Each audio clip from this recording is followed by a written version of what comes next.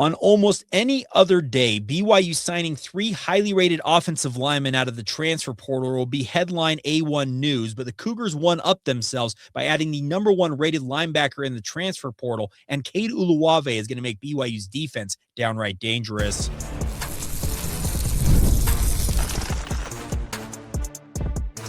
You are Locked On Cougars, your daily podcast on the BYU Cougars. Part of the Locked On Podcast Network, your team every day.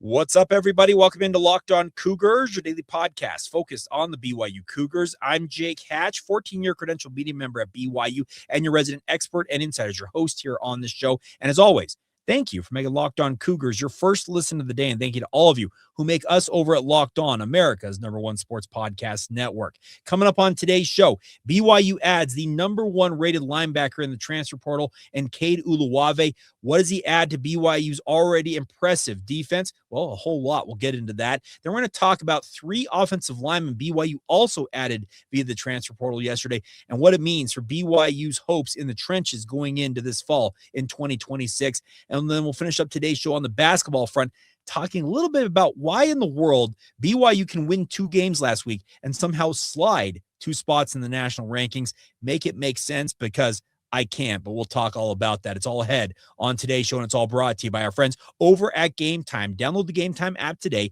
create an account, redeem the promo code Locked On College, and save $20 on your first ticketing purchase. All right, huge news last night in the transfer portal world, as it's been reported that Cade Uluave, a transfer from the Cal Bears, is coming home to play for the BYU Cougars. And I say coming home because he is a Utah boy.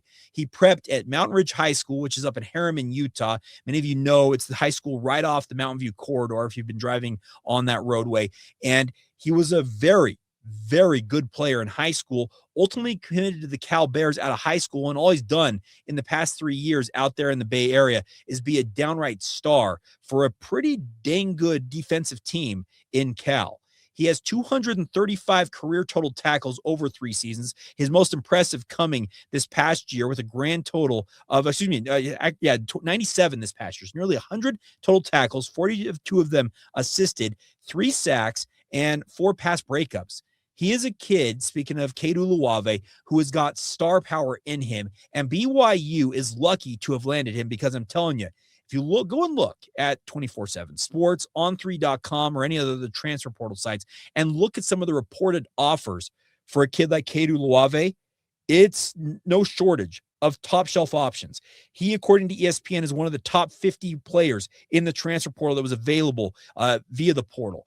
According to CBS Sports and 24/7 Sports, he was the number 1 rated linebacker in the transfer portal. I think On3 has him as number 3 in terms of linebackers available in the portal.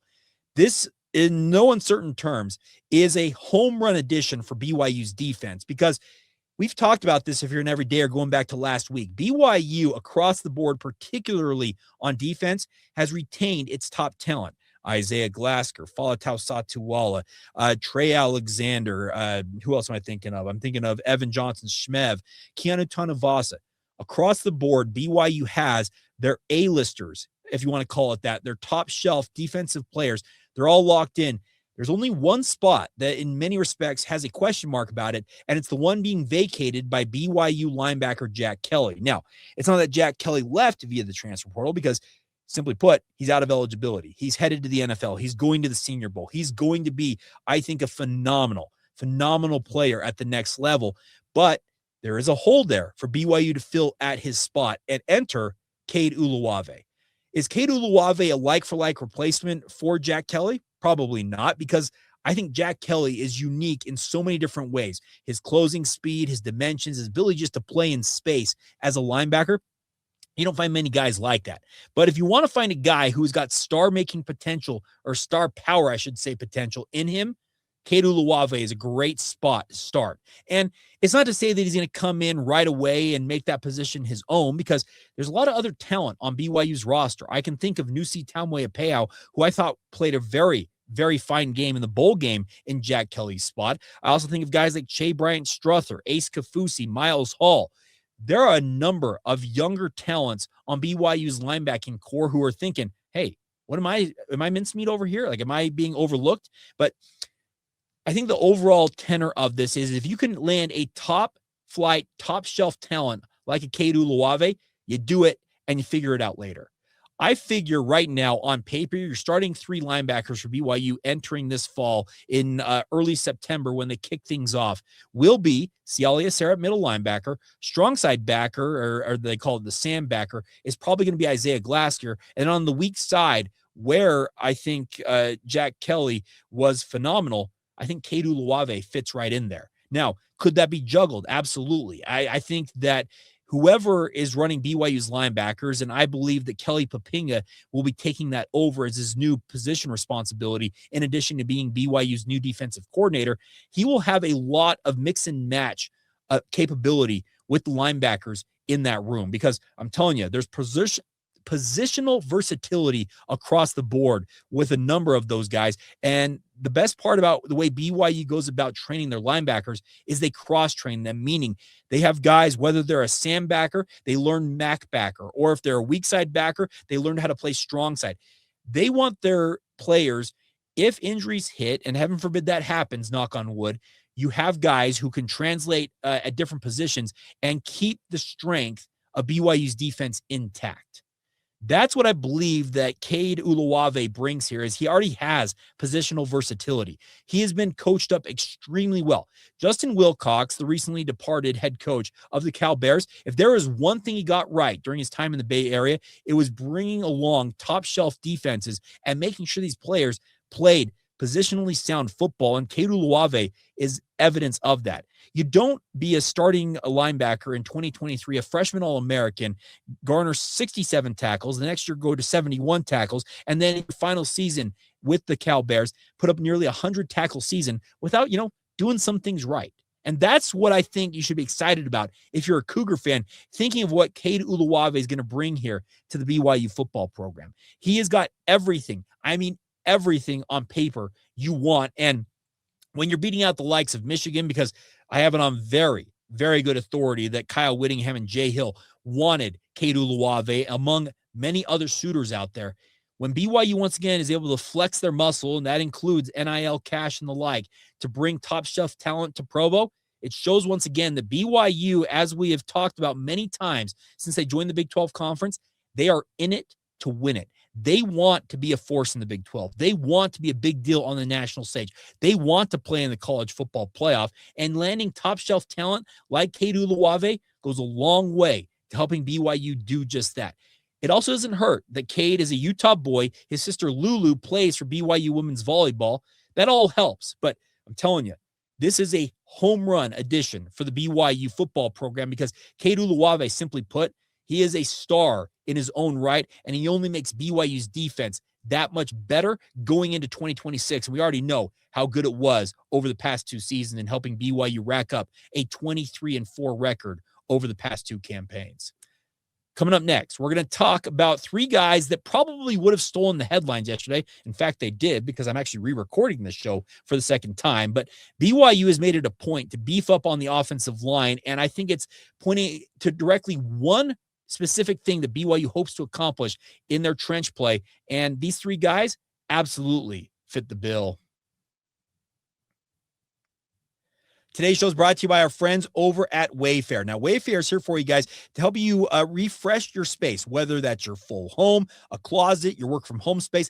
They have got the perfect time to help you reset your routine, refresh your space, because it is the new year. If you're spending more time at home, you might as well love how it looks and feels, and that's why you guys want to turn to Wayfair. It is a one-stop shop for getting your home back on track. From bedding and mattresses to storage solutions for every room and more, Wayfair makes it easy to start the year fresh. They got everything you need to do for a full home refresh, one room, a work from home space, or just a closet. They've got all the options for you guys. It makes it easy to find exactly what works for your style and your budget. You can go online, see all the different options out there. Shopping is made easy, delivery is smooth, and everything arrives exactly as expected. And you can find the exact pieces that, like I mentioned, that fit your style. And that's a very, very important thing when it comes to refreshing your space. So get organized, refresh, and back on track this new year for way less. Head to wayfair.com right now to shop all things home. That's WAYFAIR.com.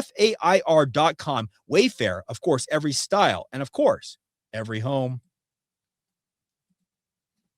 Thank you once again for making Locked On Cougars your first listen of the day. And thank you for making us over at Locked On, America's #1 sports podcast network. If you want to be a true everydayer, you want to get the inside scoop on all things BYU, you want to have more access than you could ever hope to have with this show, join the Locked On Cougars Everydayer Club. Go to lockedoncougars.supercast.com. Join us today. You will get access to audio ad-free episodes. You can get access to our members-only Discord server. You can get access to what we used to call our Locked On Cougars Insider Group, the texting service that gets you the inside scoop that I've got for you guys when it comes to the Cougars. And it's all available now at lockedoncougars.supercast.com. All right, so BYU obviously is doing work in the transfer portal. 4 additions on Monday. I don't hear many complaints anymore about BYU being slow out of the gates when it comes to the transfer portal. Now, do I? I'm not trying to tease y'all. I'm just being very clear that BYU, it was going to come inevitably. They were always going to go out and find top shelf talent. And they did that on the offensive front. I think BYU's 2 losses to Texas Tech this past season showed BYU where they were lacking. And a big part of it was along the offensive line. I'm not saying that BYU's offensive line last year was Swiss cheese. I actually thought it was a pretty dang good offensive line, but Texas Tech showed how much further BYU had to go along their offensive line. And TJ Woods, Aaron Roderick, Kalani Sitake, I think they all saw it, and they have endeavored to do something about that. And 3 transfer signings yesterday, I think, are going to help in that mold. They are Zak Yamauchi from Stanford, a 6'4", 325-pound offensive lineman. Next up, Utah State transfer Junior Seau, another Mountain Ridge prospect who went to Utah State for 3 years and is now transferring to BYU as an offensive guard / tackle. And then finally, Paki Finau by way of the University of Washington, a 4-star prospect in high school out of California. BYU's actually recruited all 3 of these guys at different points during their high school or college careers via the transfer portal and other means. And now they're all members of the BYU football program. This is an offensive line that's going through a transition. You saw Isaiah Jada, Waylon Lapuaho, and Austin Leusa exit the program. There are 3 holdovers from last year's offensive line, and actually 4 I consider to be guys who've got starting caliber potential in them. Those include Bruce Mitchell, who's one of the highest rated offensive linemen and centers in the country, who's coming back for his final season in Cougar uniform. At the guard spots, Sonny Makassini and Kyle Safarchuk split time with Austin Leusa and Waylon Lapuaho and acquitted themselves quite well on the interior. They're figuring to reprise those roles. And then at right tackle, and potentially could move to left tackle, you have Andrew Gentry. So you have a lot of bodies already there at offensive line. That doesn't also include some of the young talent BYU's got out there. Think of guys like Ethan Thomason, Andrew Williams. Man, who else am I thinking of? There's a really, really strong young contingent of offensive line. Joe Brown, Caden Chittister. Like, there are so many guys. Trevor Pay, Brigham Alexander. Man, there's bodies in this offensive line room. But I think that TJ Woods, saw exactly where BYU was lacking, and he's endeavoring to do something about that by adding guys, like I mentioned, in Junior Seau, Paki Finau, and Zak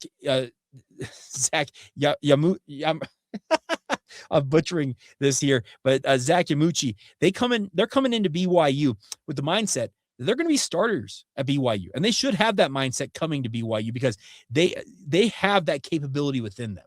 All of them pretty highly rated transfers. Paki Finau now, I think, is the highest of the bunch, in my personal opinion, coming to BYU by way of Washington. But all 3 of them, they've got skill sets, I think, that fit exactly what TJ Woods wants. And what that is they're taller offensive linemen who have got expansive frames. In the case of Zak Yamauchi, 6'4", 325. That's a big body to work with. Junior Seau, they list him at 6'5", about 310 pounds. And Paki Finau, similar, 6'5", about 305, 310 pounds as well.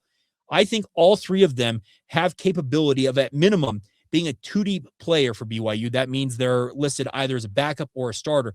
And especially in the case of Junior Seau and Paki Finau, they are built in the mold of an Austin Leusa, in my opinion, where they have the versatility to play offensive tackle or offensive guard. And that positional versatility, man, it's very, very useful. In the NFL parlance, they're called swing offensive linemen. In some cases, they call them swing tackles, but their ability to either play right guard, right tackle, or in the case of Austin Leusa, who I thought at any given point at BYU could have played any one of the 4 spots not named center, That is valuable stuff to have, and I think that's what BYU's hoping for from Paki Finau and Junior Siale in particular.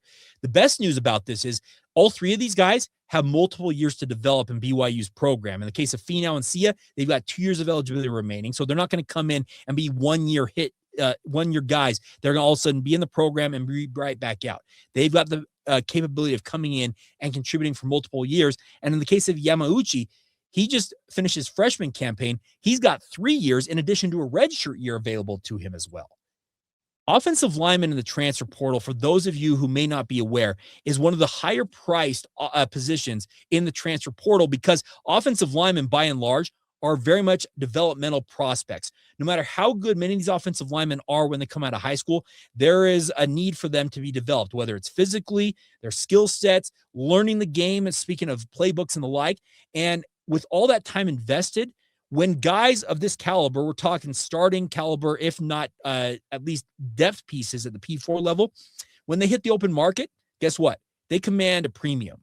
So understand that these three guys did not come cheap for the BYU football program to add them to their roster, but also understand, I think it's a concerted effort on BYU's part to make sure that their offensive line, it's as good as it possibly can be. And the hope is when they go up against the likes of Texas Tech once again, or get into the college football playoff, that's the goal for BYU, is that when they get into these matchups, their offensive line is not going to struggle like it struggled in those two matchups against Texas Tech. Outside of that, BYU's offensive line last year was very, very strong, but all you got to do is look back, especially at that Big 12 title game, and watch how difficult it was for BYU to block Texas Tech's defensive line. And Texas Tech, they paid a premium to get the talent they had on that defensive front, but those are the type of guys that if BYU aspires to get where they're going, and that is to be truly a Big 12 type contender, if not a college football playoff contender, you have to have elite line play, especially along the offensive line. Running backs can't succeed without an offensive line that opens holes for them. Quarterbacks can't be as good as they hope to be without an offensive line that keeps them clean in the pocket and allows them to make plays out there.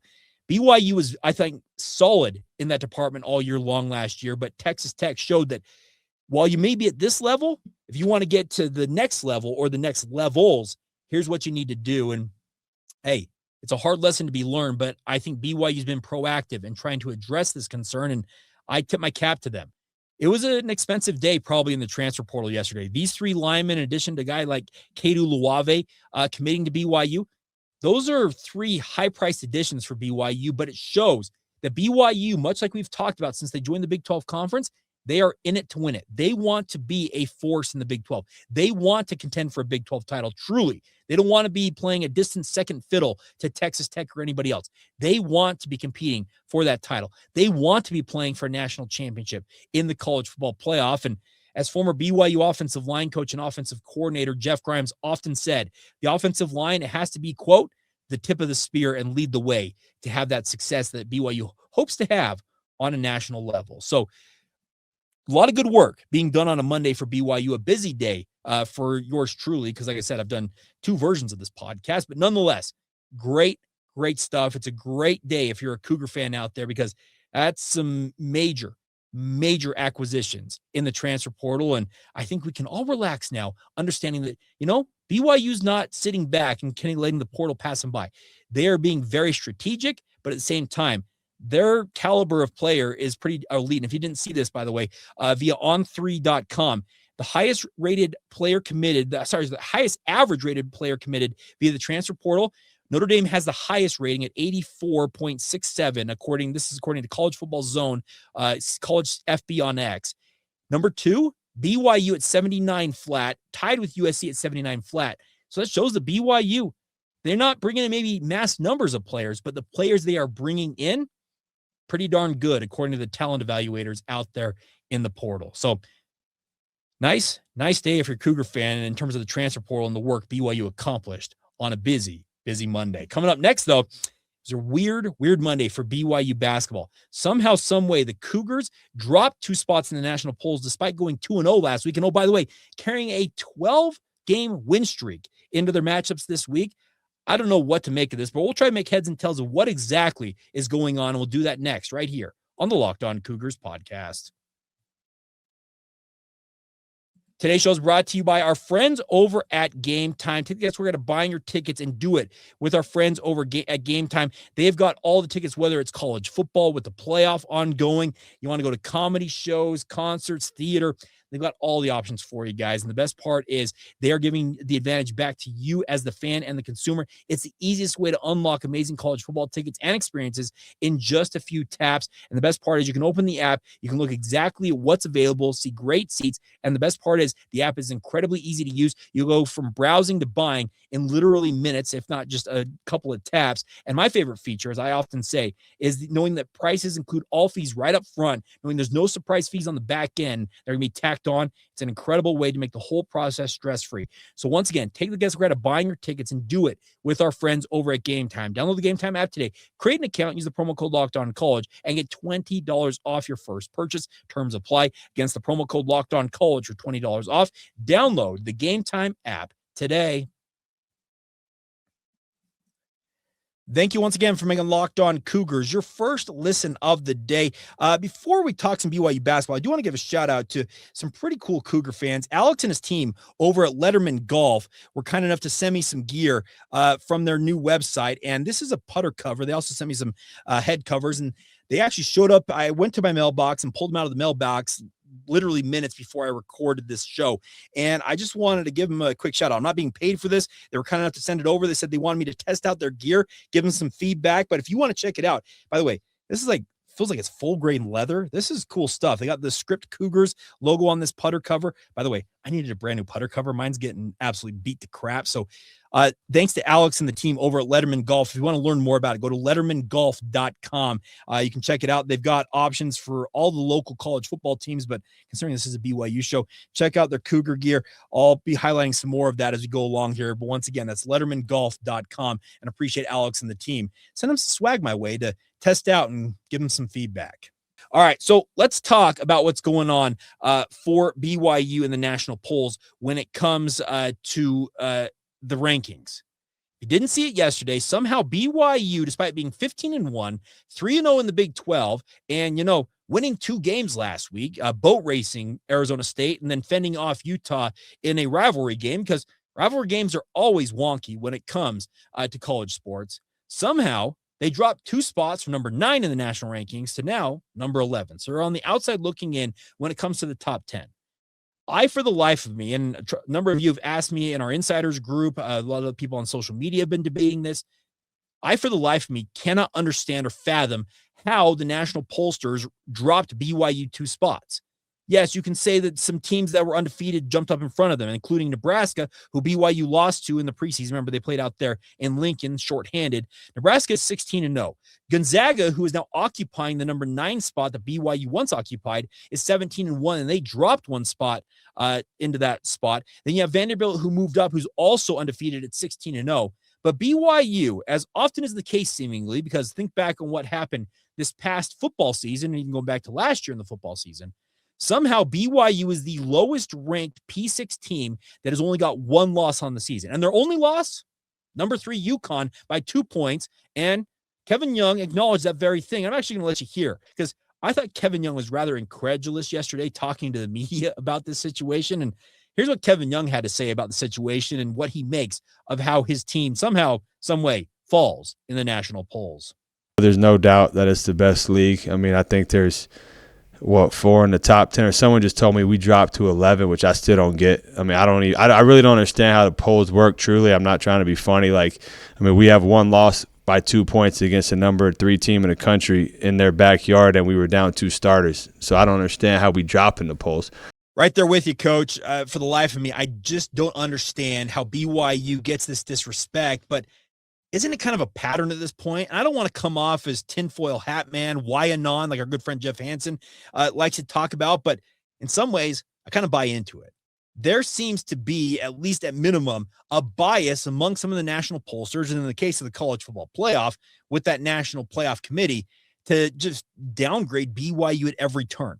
BYU has the guy, and it's nothing against Cam Boozer. It's nothing against the other marvelous freshman class that college basketball has seen this year. Guys like Darren Peterson. I think that you have players like Koa Pete at Arizona. Like the Big 12 alone has got some elite freshmen who are probably going to be top 10 picks. But for my money, There's no reason to think that AJ DeBonsa is not going to be the number 1 overall pick. And somehow his team is 15-1, undefeated in Big 12 play, and you drop them in the polls? Something is fishy here, folks. And I like I said, I don't want to come off as a conspiracy theorist, but there is way too much of this going on when it comes to BYU in football and basketball, not to notice that there's a trend of BYU being downgraded. I'd like to be wrong about this. I'd like to see a rational explanation for why BYU dropped. I understand Vanderbilt and in the case of Nebraska are both undefeated and moved up. Great. But that does not take away that, in my opinion, if you keep winning, you should not be dropping in the national polls. Once again, it's also subjective. We have writers from all over the country who are voting on these polls, and they have inherent bias because I have inherent bias as a podcaster and a sports radio producer. But you got to check that at the door as much as possible and look at things objectively. BYU plays in what I consider to be the toughest basketball league in the country.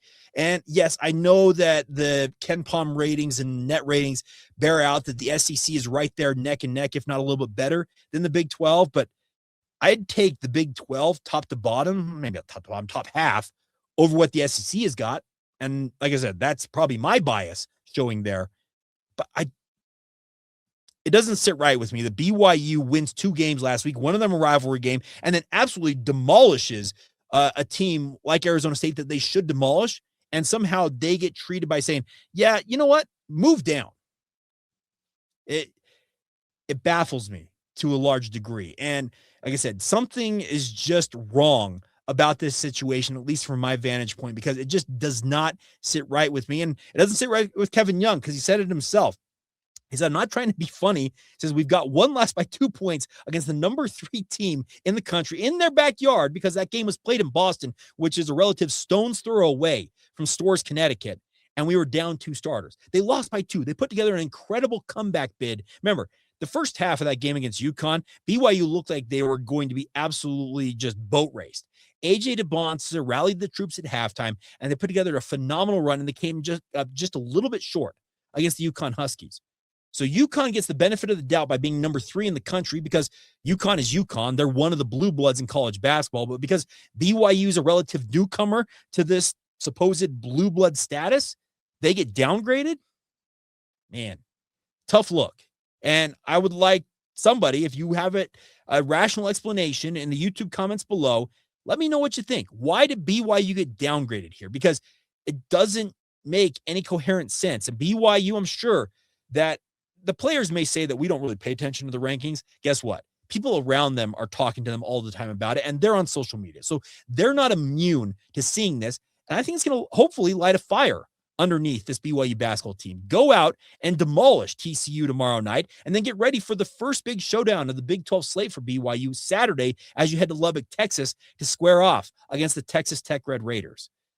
Arizona and Iowa State in the Big 12 are 1-2 in the rankings this week. The next highest ranked team is Houston at 15-1, and then BYU at 11. Texas Tech stayed static at 15 in the AP poll. So the Big 12, it is absolutely stacked. But once again, little old BYU gets the shaft, and there's no real good explanation. So like I said, I racked my brain trying to come up with an adequate explanation for you guys on this, and I think my track record suggests that I'm very hesitant to rip people for injustices, I guess you could call it, for BYU.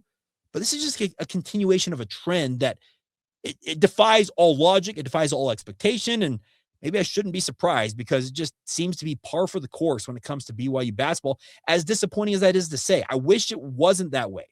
I wish BYU basketball was getting more love because I'm telling you, this team, they're very capable of making a deep run in March Madness. They're very capable of going out and potentially winning it all.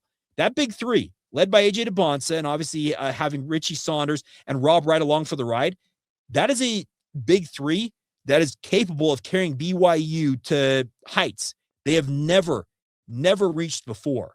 And I hope they accomplish it. I'm here for it. I would love nothing more than to be covering a team that makes a run to the Final Four.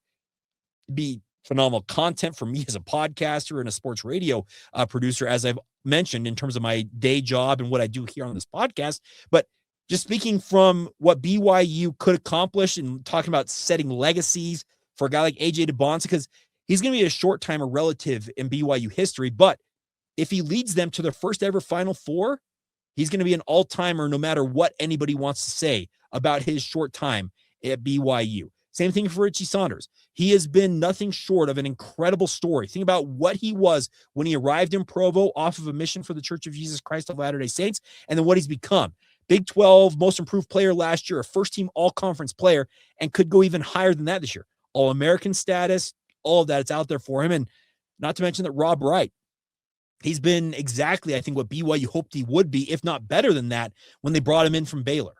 So there's a lot out there for BYU, and man, it's not fun to watch them, like I said, get the shaft from these national pollsters, but maybe it's just something we need to get used to as Cougar fans. But I'd like to not be used to it, because it just does not sit right with me watching this team objectively play, because they're playing some phenomenal basketball. Yeah, they could be better in multiple areas. Defense could be better in terms of the overall cohesiveness on off. There's things that BYU can improve upon, but I'm telling you, this team, they've got weapons, and they got a big three that rivals anybody's, I think, main attack or main, I don't know, what do you want to call it, main stars.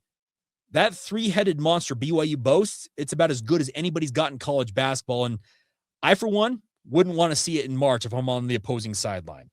All right, I'll step off my soapbox now, but maybe next week BYU moves back up. Who knows? But they got to handle their business this week against TCU. 9 o'clock tomorrow night, late night at the Marriott Center, and then obviously Saturday, their first big showdown, ranked versus ranked opponent, taking on Texas Tech down in Lubbock. All right, that's going to do it for today's edition of the show. Thank you, as always, for your guys' continued support of the podcast. If you want to join the Everydayer Club, go to lockedoncougars.supercast.com. That's lockedoncougars.supercast.com. Click the link in the show notes if you want to join it that way. And as always, thank you for making Locked On Cougars your first listen today. Go make your second listen our friends over at Locked On College Football or Locked On Big 12. I'll let you pick either one you may want to check out. I'd encourage you to check out both. But as always, thank you for being here, and thank you for being an everydayer right here on the Locked On Cougars podcast.